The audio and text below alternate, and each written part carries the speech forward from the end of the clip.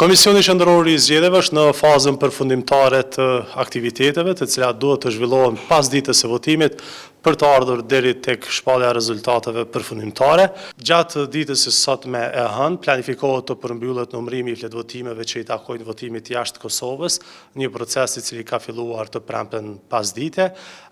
Pas tyre, në radhë për të numëruar janë fletvotime që i takojnë votimit me kusht, i mundësuar në 54 vendvotime me kusht në 38 komunat të vendit, dhe fletvotimet nga votimi personave me nevoja të veçanta, i cili është mundësuar jashtë vendvotimeve përmes ekipeve mobile.